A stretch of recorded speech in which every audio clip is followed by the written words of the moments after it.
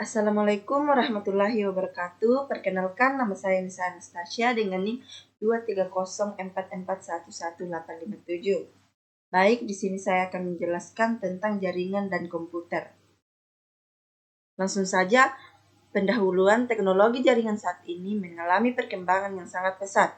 Berbagai teknologi diciptakan untuk membantu manusia dalam berkomunikasi. Kalau pada era tahun 80-an, teknologi jaringan komputer masih mengandalkan pada jaringan kabel. Saat ini, basis jaringan tersebut sudah banyak ditinggalkan karena keterbatasannya, seperti besarnya biaya yang harus dikeluarkan oleh organisasi jika menggunakan teknologi ini.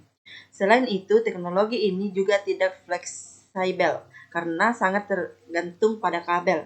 Dalam perkembangan perangkat telekomunikasi, tentunya kita sering mendengar kata wireless. Wireless merupakan penghubung dua perangkat yang tidak menggunakan media, kabel atau nirkabel. Teknologi wireless merupakan teknologi tanpa kabel dalam melakukan hubungan telekomunikasi, tidak lagi menggunakan media atau sarana kabel tetapi dengan menggunakan gelombang elektromagnetik sebagai pengganti kabel. Pada intinya, jaringan wireless ini memiliki prinsip dasar sama dengan jaringan konvensional yang menggunakan kabel, bedanya terletak pada media pengantar datanya. Jika pada jaringan konvensional menggunakan kabel sebagai media pengantar dan antar komputer, pada jaringan wireless proses penyampaian dan dilakukan melalui udara dengan memanfaatkan gelombang elektromagnetik. Sehubungan dengan luasnya dunia pengetahuan mengenai teknologi jaringan ini, maka penulis hanya membahas pada teknologi wireless. Rumusan masalah: 1. Pengertian wireless. 2. Kelebihan wireless. 3. Kekurangan wireless. Pengertian wireless. Wireless atau wireless network merupakan sekumpulan perangkat elektronik yang saling terhubung antara satu dengan lainnya sehingga terbentuk sebuah jaringan komunikasi dengan menggunakan media, udara atau gelombang sebagai jalur lintas datanya. B. Kelebihan wireless.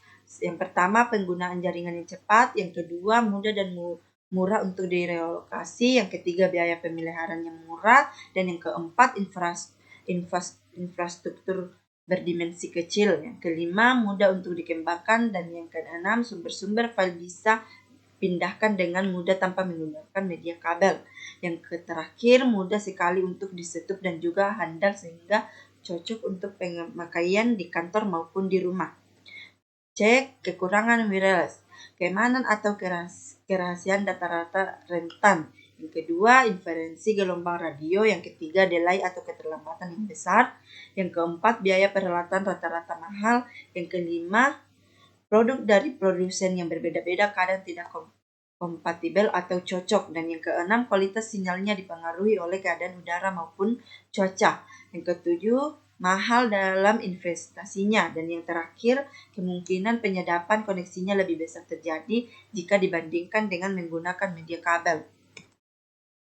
Baik, teknologi wireless nirkabel adalah sebuah teknologi pengembangan dari jaringan komputer yang sebelumnya menggunakan kabel sebagai media penghubungnya. Wireless memanfaatkan udara atau gelombang elektromagnetik sebagai media lalu lintas pertukaran datanya sampai saat ini. Teknologi jaringan wireless yang bekerja pada frekuensi 2.4 GHz dan atau 5 GHz berkembang pesat sekali, terutama karena pembebasan izin frekuensi di band industrial, scientific, medical, ISM maupun band Universal National Information Infrastructure.